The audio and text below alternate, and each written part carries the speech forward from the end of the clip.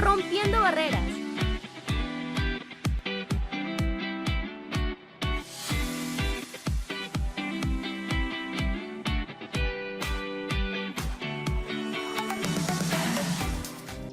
Hola, mi nombre es Alexandra Clavijo. Les doy la bienvenida al podcast Rompiendo Barreras. Hola Jan, hola Luis Carlos. Hola Alexandra. ¿Cómo está? Buenas tardes. Bueno, hoy vamos a hablar del tema Si no hay inclusión, me la saco. Vamos a darle la más cordial bienvenida, presentar a nuestro invitado especial de hoy. Él es Luis Carlos Musso. Él es licenciado en Comunicación, mención Literatura, máster en Estudios de la Cultura, mención Literatura Hispanoamericana, y es también doctor en Filosofía y Letras por la Universidad de Alicante, España. Actualmente es profesor e investigador de la Universidad Tecnológica Empresarial de Guayaquil. Bienvenido, Luis Carlos. Gracias por la mención y por estar aquí. Esa oportunidad no se la tiene todos los días. Bienvenido Luis Carlos. Bueno, iniciemos. Diversidad en su sentido más amplio. La población humana en el mundo a noviembre de 2022 alcanzó los 8.000 millones de personas. Los países más poblados son la China y la India. Los idiomas más hablados son el inglés y el mandarín. La especie humana es diversa. A lo largo de la historia, las diferencias que han constituido nuestras identidades han generado formas de discriminación, exclusión y conflictos mayores. Hoy vamos a analizar las identidades de las personas y grupos humanos a partir del origen étnico, género, discapacidades, nacionalidad, origen territorial y cultural, religión, creencia, idioma, etc., condición etaria o generacional, origen social y podemos mencionar incluso el estado de salud. Las diferencias en las formas identitarias que tenemos las personas no es el problema realmente, sino las desigualdades y formas de exclusión histórica que han significado brechas para el desarrollo de grupos humanos y con esto la limitación del desarrollo de la humanidad en su conjunto. De esta manera podemos observar a la igualdad de género como una meta global que necesita ser pensada e ir acompañada por otras a fin de promover una verdadera inclusión en todos los ámbitos. Comencemos. Bien, Luis Carlos, vamos a partir con una primera pregunta para iniciar nuestra conversación de esta tarde. Si bien es cierto, somos humanos como una sola especie, pero también es cierto que tenemos muchas diferencias entre nosotros, ¿no? De diferente orden, como decía Jan, tanto a nivel de creencias como de nuestro físico y nuestro origen. Para esto, tanto a nivel individual como grupos sociales, grupos humanos, partamos de una primera pregunta. ¿Qué es la identidad? ¿Qué podemos entender por identidad, por identidades múltiples, para entender a su vez estas diferencias que tenemos las personas? Bueno, básicamente ya el prefijo nos da una clara señal, ¿no? Eso de identidad tiene que ver con las menciones de uno, de lo propio. Nos remitimos para eso justamente a Grecia antigua. Idiocia, identidad, el ciudadano era el que se preocupaba en el ágora por las cosas públicas, por todos. Más bien ese ciudadano que no se preocupaba era en que hacía la diferencia, pero en negativo. Nosotros le damos un giro de tuerca y en cambio encontramos la identidad y las identidades múltiples también como una forma de advertirnos, como una forma de mirarnos. Y eso tiene que ver también definitivamente con la otredad. Tiene que ver con la posibilidad de leernos, de completarnos en los ojos del otro y que también a su vez ser completados colectivamente. Es verdad, ha habido múltiples oportunidades en que naciones, colectivos han sido quizás de manera forzosa obligados a vivir en conjunto y eso ha provocado conflictos. También se ha previsto otras maneras a través de las leyes, pero hay que ver si las leyes en realidad siguen el paso de los pueblos o más bien es una manera violenta de someter a colectivos, a individuos, etcétera. Pero básicamente la identidad es justamente lo que nos hace ser nosotros. La identidad es lo que nos vuelca, el rostro con el que nos proyectamos hacia el mundo. En este caso, lo hacemos de manera individual o lo hacemos de manera colectiva. Luis Carlos, yo me voy a quedar con algo que usted mencionó acerca de la otredad, el otro, ¿no? Porque imagino que usted ha reflexionado acerca de este tema. ¿Por qué nos puede explicar por qué nos cuesta, más que identificarnos, ser empáticos con el otro, con sus diferencias? Que usted ha podido identificar, ¿no? Porque sí, al final, como sociedad, creo que no tenemos la conciencia. Como sociedad somos, ideológicamente, hemos inclinado, balanceado mucho hacia el individualismo, ¿no? Pero ¿qué desafíos hay ahí para reconocer al otro, ¿no? Como, hasta cierto punto, me atrevería a decir, como un igual? Bueno, es que en realidad eso es lo que se pretende, que la igualdad sea de los ciudadanos ante, no es que somos iguales desde lo etario, desde lo ético, sino que debemos ser considerados como iguales ante la ley, que el Estado, que los gobiernos cataloguen y vean que justamente tenemos los mismos derechos y las obligaciones vienen también derivadas a partir de ahí. Bueno, lo de la otredad, por ejemplo, Svetlana Todorov encontró la excusa perfecta para discutir sobre la otredad en eso que los europeos llaman el descubrimiento de América y que más bien nosotros llamamos algo así como ahora sería retrospectivamente un momento para reflexionar sobre qué fue ese 12 de octubre de 1492.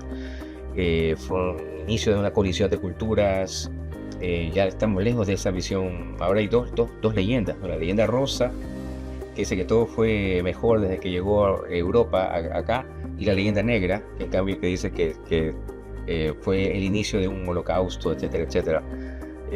Habría que pensar esas dos maneras de leer ese momento de la historia, y sí, coincidimos con esta mirada de que es justo el hecho de poder ver la vereda ajena, la vereda de enfrente. Por ejemplo, hay muchos motivos y muchas posibles excusas para que la violencia se dé entre nosotros, hasta en lo deportivo, ¿no? O sea, el que usa la camiseta amarilla con el que usa la camiseta azul, el que habla una lengua con el que habla otra, el que entiende la cultura del punto occidental o de la perspectiva oriental, los cultos, tantos espacios o indicadores que podrían decirnos sí, pero incluso maneras de vernos, ¿no? Porque eso de la tolerancia también tiene sus bemoles, porque estamos viendo, bueno, vamos a tolerarnos. Eso de tolerar equivale a que alguien le está perdonando la vida al otro, ¿no? O sea, viéndolo en una perspectiva vertical.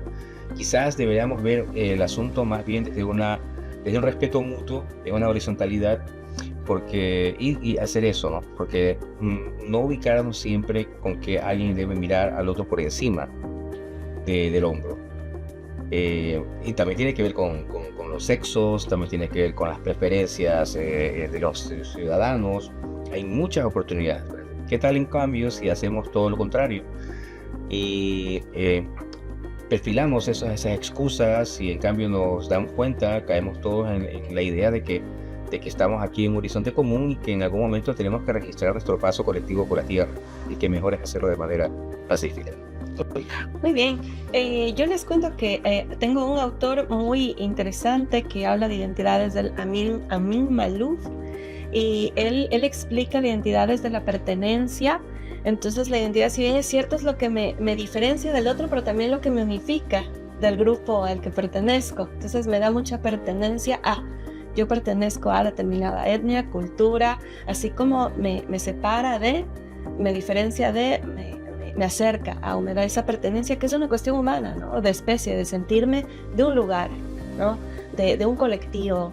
Entonces es un asunto muy humano, y de ahí también acotar con el concepto de interseccionalidad, ¿no? Que es justamente conversábamos del debería ser o debemos ser, en el respeto, en la dignidad humana, en la integridad de todas las personas, ¿cierto?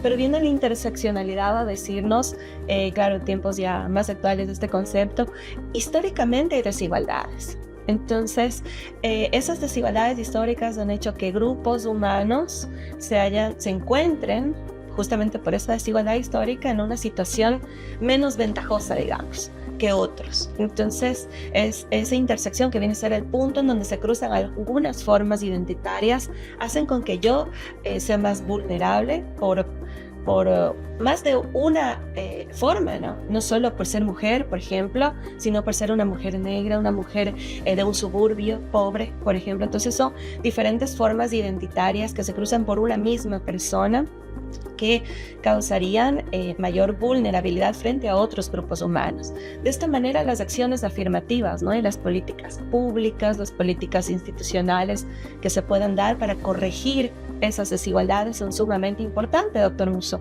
En el ámbito de la educación, por ejemplo, la acción afirmativa es sumamente importante, ¿cierto?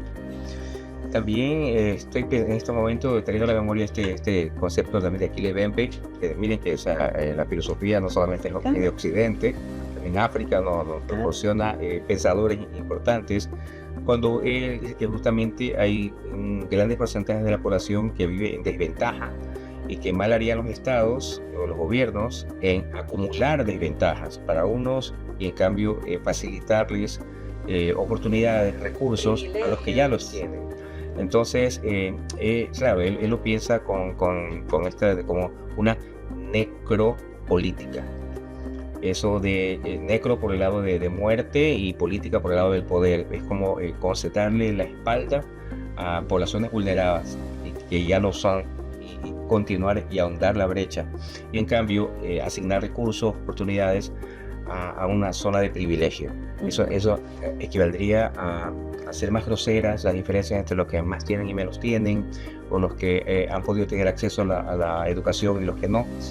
Y de esa manera incluso también se ha visto, ya se ha proyectado también el concepto de la necropolítica, no solamente desde el punto de vista civil y el Estado con los ciudadanos, sino también desde el punto de vista de la mujer, porque tradicionalmente también se ha visto que las oportunidades en la política, en la educación y en diferentes ámbitos han sido más que nada inclinadas hacia lo masculino.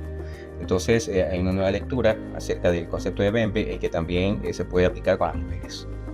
Excelente aporte. Perfecto, muchísimas gracias. Yo me guardo una pregunta para el desarrollo de nuestro programa. Entonces, continuemos con nuestro momento artístico. La literatura, como una manifestación artística en donde se expresa nuestra historia y cultura, nos permite analizar la situación de la configuración identitaria.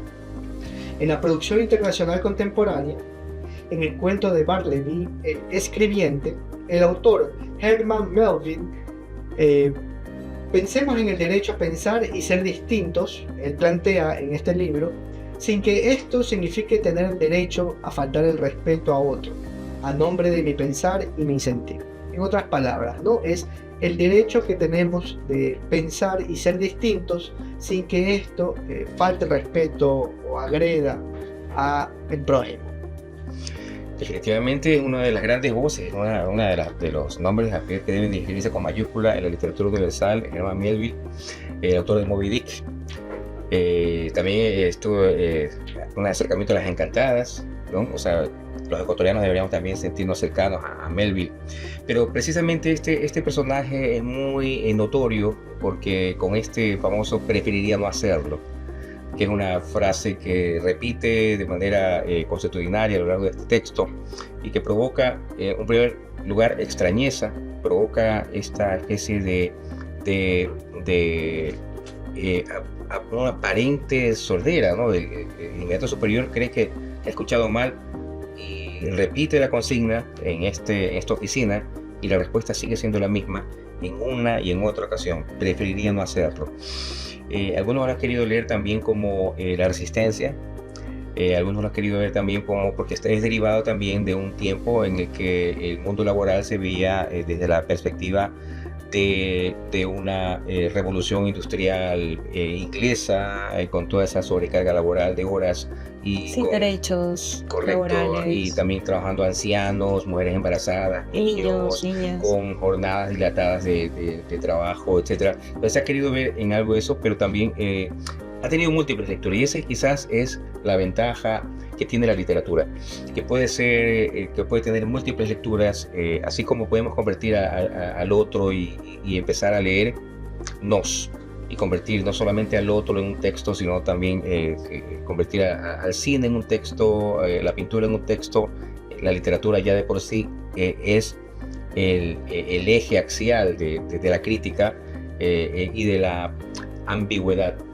Eso de poder ser leído de varias maneras, siempre y cuando yo pueda argumentar, yo no puedo hacer otra cosa que darle la razón al otro. O sea, claro, no puedo obligarle a alguien a un texto a decir lo que no afirma, pero si efectivamente encontramos aristas ahí, como por ejemplo lo de la revolución industrial, como por ejemplo lo de la resistencia, y se puede encontrar ahí. Entonces ese derecho a ser distinto se puede remarcar a base de este texto.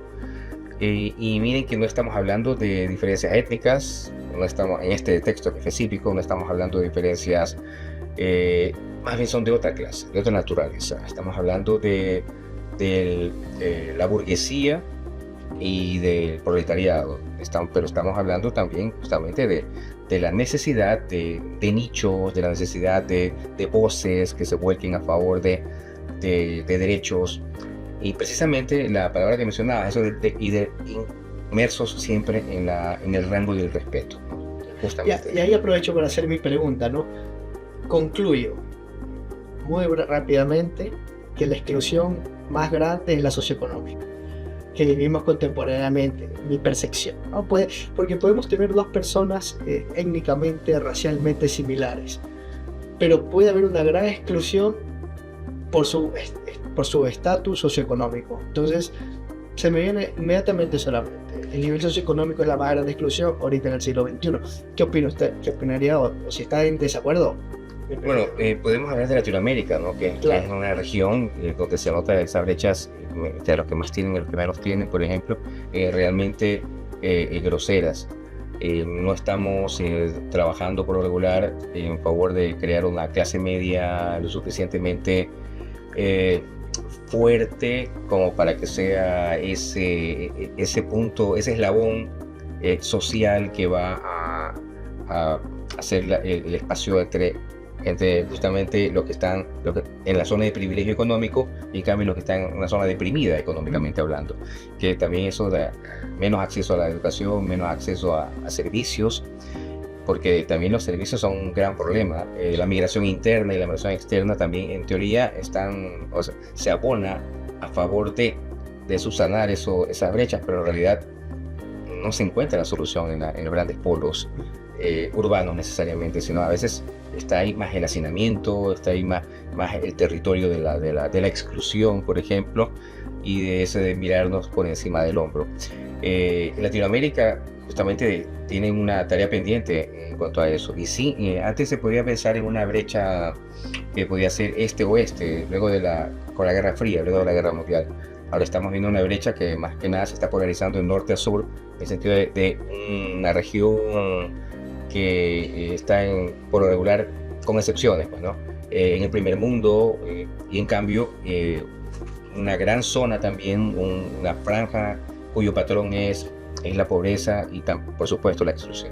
Me gustaría sumar una anécdota, ¿no? Porque aquí, como usted menciona, en Latinoamérica las desigualdades, la exclusión es evidente, ¿no? Tuve la oportunidad de vivir afuera, en un país, en Canadá en concreto, y en los primeros años que yo viví en este país, me era difícil diferenciar las clases sociales. En una primera instancia. Tuve que adentrarme y con el paso del tiempo comencé a identificar las clases sociales, ¿no? En primer lugar por los barrios, ¿no? Porque se veía casas muy decentes por casi que en toda la ciudad, pero sí había una pequeña diferencia o una diferencia en ciertos barrios, que eran casas mucho más grandes. Pero me costó identificar los niveles socioeconómicos dentro de este país, ¿no? Entonces, por eso traigo a colación esto, ¿no? Porque no sé si a otros latinoamericanos que van a estos países les pasa lo mismo, ¿no? Y que nos cuesta identificar las clases socioeconómicas en países del primer mundo o muy industrializados. Ahora que en Latinoamérica, como decía el doctor Musso, las brechas son profundas. Vemos no solo en el Ecuador, de Latinoamérica, posiblemente Brasil es el que tiene las brechas más profundas, donde está la favela junto a los edificios con helipuerto y donde ves la brecha de desigualdad enorme, ¿no? Sin embargo, yo quisiera acotar un elemento. Hemos hablado de lo socioeconómico, pero también lo político, en el elemento literario que Melville nos hace pensar, que tú decías, doctor Musso, el de pensar distinto, qué importante que es para la ciudadanía y en la educación, para formarme con una formación política, valga la redundancia, o sea, para yo tener una formación política y que mi pensamiento, claro que tengamos diferencias de pensamiento, es más, es lo saludable, ¿no? Porque lo no saludable sería que todos pensemos igualito, incluso para la democracia, ¿no? Difícil sería pensar en un pensamiento único. Bueno, sí, definitivamente una de las peores cosas que nos puede pasar como sociedad es lo del pensamiento único. De paso está amoldado. También eso del pueblo, la diferencia, ¿no? O sea, con una dosis o una cuota de educación política, pasamos de ser justamente lo fácilmente amoldable que es la masa hacia el pueblo, ¿no? O sea, la condición de pueblo se adquiere con por lo menos una cierta cuota de educación política que tiene que ver con el acceso a la educación y saber conocer los derechos, porque de esa manera no hay la posibilidad de negarlos de manera vertical, por ejemplo, por parte de los gobiernos, o de manera horizontal por parte del otro. Entonces es imprescindible, necesarísima esta educación política que le hacemos todos, y justamente haciendo que los lugares comunes dejen de serlo, que cada voz tenga su espacio, su importancia, pero que se conecten a la hora de elegir el destino de y justo a nivel nacional, que pasa el libro Las cruces sobre el agua del autor Joaquín Gallegos Lara, publicado en 1946. ¿Nos podría explicar, Luis, qué es el Ecuador de esa época y cómo es el Ecuador de ahora en términos de identidades? Bien, estamos hablando de un momento muy importante de las letras todavía. O sea, si salimos a la calle y preguntamos por narradores ecuatorianos, lo más seguro es que nos hablen de Joaquín Gallegos Lara, de Enrique Gilbert, de Alfredo Panay Canseco, de José de la Cuadra, que nos hablen de, bueno, ya quizás nos puedan hablar de Palacio también, en cuanto a los narradores. Son, concretamente con este libro, hay diálogos, ¿no?, permanentes, por ejemplo, entre individuos que pertenecen al proletariado. Por ejemplo, un Alfredo Valdeón, por ejemplo, hijo de un panadero de Esmeraldas que está en Guayaquil y cuya sepultura, a propósito, ha sido hallada hace poco, ¿no?, aquí en Guayaquil, y por un personaje extraído de la realidad. Y en cambio, Alfonso Cortés, un amigo, se preguntan con esto, ¿no? O sea, flamear la bandera del Ecuador y se preguntan, bueno, son en parte de ironía y no, se preguntan por eso, ¿qué es el Ecuador? Y a medida que va avanzando la novela, vemos que la violencia también va subiendo de tono, pero es una violencia de un terrorismo de Estado, porque es el gobierno, un gobierno que se divorcia del pueblo, un gobierno que antes del Partido Liberal, que nació con machete en mano, llamado a despertar a las multitudes, luego cuando se puso frac y se convirtió, se daban las órdenes desde los bancos, porque todos sabemos que perfectamente que Tamayo, sí, era del Partido Liberal, pero era el abogado del mayor banco que tenía este país. Entonces ya como que no era el mismo liberalismo, ¿no? Entonces... el partido no era el Faro, ¿no? Claro que sí. Entonces, por eso es que una cosa era el liberalismo de Machete, de Alfaro, de los De la montoneros, revolución. y otra cosa ya, ese liberalismo fue, digamos que cambiando, aburguesándose y se convirtió en otra cosa, con el mismo Acomodándose Leonidas al Plaza, poder. con Leonidas Plaza, y ya llegó a su culmen con Tamayo, que, o sea, Alfaro nunca se le hubiera ocurrido ordenar creyendo que el mal menor iba a ser ordenar matar a la multitud, ¿no? Entonces ya ahí notamos un divorcio completo entre del Partido Liberal con la masa, con el pueblo, con la gente. Entonces, a propósito, es contemporáneo Joaquín Gallegos Lara con esos autores que habíamos mencionado, todos pertenecientes a movimientos de izquierdas, pero también ayudaron a visibilizar al otro, ¿no? Porque nuestra literatura había sido artificiosamente blanqueada. Entonces, sí, estaba el afro, estaba el indígena, pero eran los sirvientes, eran los que estaban lateralmente teniendo un espacio en el relato, en la novela. ¿Sabe? Cuando yo estuve en el colegio, se habla muy poco de eso. Nos daban la versión rosa de la historia ecuatoriana. Puede ser leyenda rosa y leyenda negra, pero ya con estos autores se va desplazando poco a poco hacia el centro, o sea, hacia el eje, y son protagonistas. El proletario en el caso de Joaquín Gallegos Lara, el Montubio en el caso de José de la Cuadra, el indígena en el caso de Jorge Casa, tenemos al Cholo en el caso de Demetrio Aguilera Malta. Entonces, esos que estaban en la periferia, esos personajes, pasan en cambio a ocupar el centro. Pero esta situación se mantiene todo. Se mantiene en el sentido de que hay puentes, ¿no? Hay puentes que se van construyendo todo el tiempo siempre es que el autoridad va a estar ahí todo permanentemente. Entonces, para quién se escribe, desde qué perspectiva se lo hace. Entonces, estos fueron justamente una especie de despertar de una condición distinta a la que se había desarrollado tradicionalmente en la literatura del Ecuador. Y por ejemplo, si ustedes iban a cualquier biblioteca o librería digamos, más allá del telón de acero, si había una sola novela ecuatoriana, muy posiblemente esa iba a ser Huasipungo. O sea, primero porque obviamente estas naciones que eran populares socialistas, ¿no?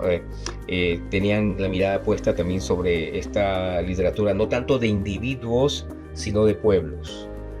Y una mirada evidentemente de izquierda, ¿no? Entonces vemos traducidas a muchas lenguas eslavas, anglosajonas, romances. Me sucedió también en La Plata. Pregunté en la Universidad de La Plata sobre literatura ecuatoriana y efectivamente estaba Huasipungo. Entonces hicimos una donación de textos de Palacio, de otros autores nuestros, pero es como para que también nos pongamos a pensar de la necesidad también de remozarnos, ¿no? O sea, sí, efectivamente autores muy, muy importantes, pero la literatura sigue haciéndose en el país. Como tú nos has en este episodio mostrado toda la riqueza de la literatura ecuatoriana para entendernos como ecuatorianos, ¿no? Como diversos. Hablemos de cultura y de interculturalidad. ¿Qué entendemos por cultura? ¿Hay alguien que sea inculto, que no tenga cultura? A veces le decimos así popularmente a quien no tiene cierta educación, pero ¿es correcto esta expresión? ¿Y qué es interculturalidad? Escuchamos interculturalidad por todas partes, pero ¿qué es la interculturalidad? Bueno, la cultura, todos pertenecemos a un nicho cultural, así que es entre atrevido y que no corresponde a la realidad eso de llamar a alguien sin cultura. Inculto. Todos pertenecemos a un nicho cultural. El hecho de que que nos hayamos cultivado más, por ejemplo, ¿no? que hayamos dedicado más tiempo al proceso educativo, eso es diferente, y tener precisamente más nociones, más herramientas y nociones para entendernos. No son más herramientas y nociones para distanciarnos, sino al contrario, herramientas y nociones para acercarnos entre nosotros. Y la interculturalidad tiene que ver precisamente con el hecho de el prefijo nos marca, ¿no? Son realidades distintas, maneras de resolver problemas diferentes, maneras de comunicarse diferentes. Piensen en este país, lastimosamente solamente ahora se hablan 14 lenguas, pero porque hay muchas lenguas que han muerto debido a la agresividad de las lenguas europeas, pero hay otras muy resistentes como el quichua, como el quichua, como el shuar, que se han mantenido ya más de 500 años con esta especie de presión. Somos entonces pertenecientes a diferentes lenguas, a diferentes... el asambleísta constituyente creo que sentía temor hasta el 98, porque decía, sí, vamos a nombrar al Ecuador en el prefacio de la Constitución, vamos a nombrarlo como un país de varias culturas, pero no plurinacional. Entonces eso de reconocer que en el Ecuador somos varias naciones, como que les costó mucho, y recién se lo incorporó en la Constitución del 2008. Quizás había un temor de que el Ecuador se fracturara, se fraccionara, pero bueno, cada nación entonces que tomara un camino distinto. Pero ya vemos, ¿no? Ya estamos del 2008 hasta el 2023, ya 15 años, el Ecuador ha respetado esa palabra que también se repite en algunas ocasiones en la Constitución, eso de que somos un solo país, un solo Estado, aunque haya varias naciones ahí. Entonces la interculturalidad tiene que ver con reconocernos varios momentos, varias maneras de entender la vida, con ejercicios cotidianos que tienen que ver precisamente con sabernos de diferentes métodos, lenguajes, y eso hace que justamente estemos permanentemente tratando de construir esos puentes con el otro. El lenguaje de la academia, por un lado, el lenguaje de las comunidades, por el otro. En muchas ocasiones quieren solucionar el mismo problema, pero lo hacen desde perspectivas distintas. Había otras realidades. Pienso en Yugoslavia en este momento ya no existe, ¿no? Pero un estado en el que a la fuerza estaban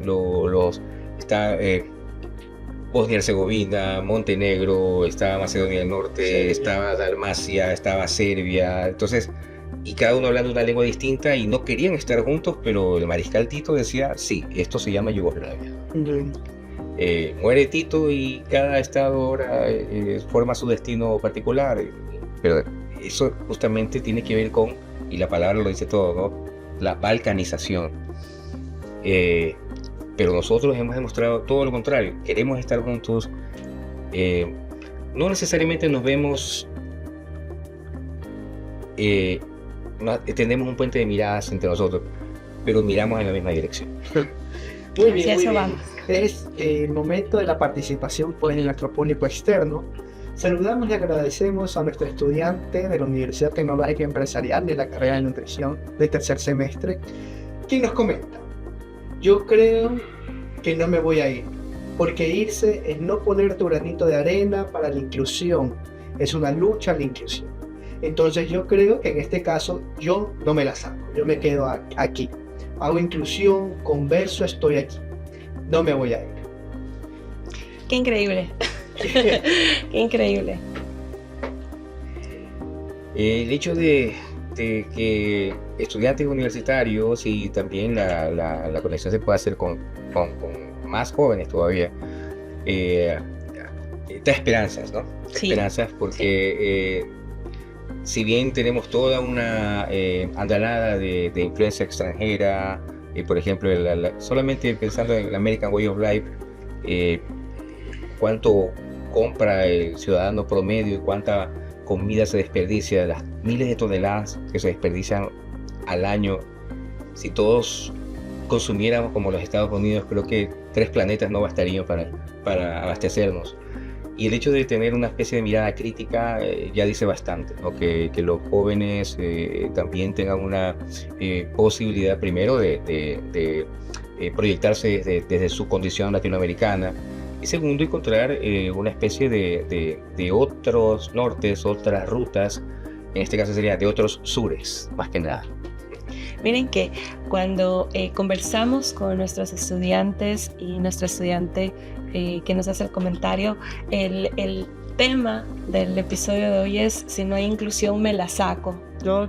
Entonces, ¿en qué perspectiva? En que cuando tenemos una mesa directiva, en el ejemplo de toma de decisiones, de acceso al poder, sea en cualquier espacio que sea empresarial, institucional, organizacional en general, la política de inclusión justamente debe llevar a pensarnos eso, ¿no? O sea, si aquí no hay paridad, por ejemplo, en la perspectiva de género, si aquí no hay paridad, si no hay la mitad de mujeres en la mesa, no podemos hacer la reunión, que sería una política paritaria importante. Entonces, ese sería el espíritu del si no hay inclusión me la saco. Pero qué interesante cuando hablamos con las estudiantes, los estudiantes de la UTEC, y surge este comentario, ¿no? Que es esperanzador, como dice el doctor Musso. Si no hay inclusión, no es que me la voy a sacar, me quedo y lucho, porque la inclusión es una lucha. Si yo me la saco y me voy, pues dejo que las cosas sigan sucediendo como siempre, ¿no? Que la reproducción de desigualdades siga suscitándose. Sí, no, importante, porque a veces sentimos que el país es un país para unos pocos, ¿no? Y tenemos la mayoría de gente que nos quedamos, aquellos que no decidimos, pues, migrar, que también es una decisión compleja, pero bueno, ¿no? Hay firmes también aquí. Seguro. El Estado, por ejemplo, también ha tenido, los estados, las instituciones han tenido una mirada diversa en lo que tiene que ver con temas, por ejemplo, con el mundo, es también otra edad del mundo LGBTI. Cuando era un delito en el Ecuador hasta 1997, estaba tipificado en el Código Penal la homosexualidad. Después pasó a ser una enfermedad mental, y hoy sabemos que no es ni lo uno ni lo otro, ¿no? Entonces es también una especie de vocación de apertura que estamos viendo y advirtiendo. Vamos a pasar a otro asunto que nos alarma como sociedad, como país, como educadores y educadoras, que es el tema del bullying o el acoso, ¿no? En los diferentes niveles del sistema educativo, en toda edad en la que pensemos. Entonces, Luis Carlos, si pensamos en las diferentes formas de este acoso al que le llamamos bullying, ¿no? En que se puede dar justamente por diferencias, que viene a ser por razón de identidad. Es un odio porque tú tienes otra identidad que no es la mía, entonces yo la considero por debajo de la categoría de lo que se respeta en la sociedad, entonces me siento en el derecho de poder pasar por encima, ¿no? O acosar o humillar en público, ¿no? Que es lo que nos alarma del bullying, porque lamentablemente el acoso llega o a una respuesta violenta de parte de quien es víctima hacia el victimario, o suicidio, lamentablemente, en nuestros jóvenes. Entonces podemos hablar de machismo, podemos hablar de sexismo, de homofobia, de aporofobia, de racismo, de xenofobia, regionalismo, que se pueden suscitar tranquilamente, y hemos visto en escuelas, colegios, en la universidad, y que pueden causar serios problemas en nuestros jóvenes. Luis Carlos, ¿cómo prevenir, cómo trabajar? El arte puede ser una ayuda, la literatura puede ser una ayuda. Yo creo que desde la perspectiva de que nos acercamos a las páginas de un libro y hacemos una especie de match, ¿no? O sea, logramos que suceda el libro. O sea, porque la propuesta del escritor fue la estética de fomentar un poema, una novela, un cuento, una obra teatral, pero el libro sucede cuando es leído, el libro sucede cuando nos acercamos, fomentar campañas de lectura, tener una posibilidad, podría ser una manera de descubrir de qué forma la historia, en el sentido de la evolución de los derechos, por ejemplo, ha ido trabajándose, o ver de qué manera, en cambio, se nota una profunda brecha con relación a estatus anteriores. Y sí, o sea, es una preocupación para todos, por ejemplo, eso de encontrar mayorías y que éstas se ensañen con la cultura minoritaria o la cultura que tiene menos espacio o participación en el aula, por ejemplo. Es algo que definitivamente llama la atención poderosamente, y hemos visto no solamente en el Ecuador, sino también hay cifras altísimas de momentos en que se autoinfligen daño, se lastiman, se llegan al suicidio, justamente las personas que son centros víctimas de este bullying, vulneración de derechos, etc. Bien. Gracias, Luis Carlos Musso, por estos aportes tan importantes. Gracias, Jan. Gracias, Luis Carlos. El podcast Gracias a ustedes. Rompiendo Barreras es un proyecto financiado por el Fondo de Solidaridad para Proyectos Innovadores, FSPI, un dispositivo del Ministerio para Europa y de Asuntos Exteriores de Francia y la Universidad Tecnológica Empresarial de Guayaquil. Agradecemos la presencia, participación del Dr. Luis Carlos Musso, nuestro invitado especial de hoy, y les esperamos en el próximo episodio con el tema Lidera como niña. Hasta la próxima.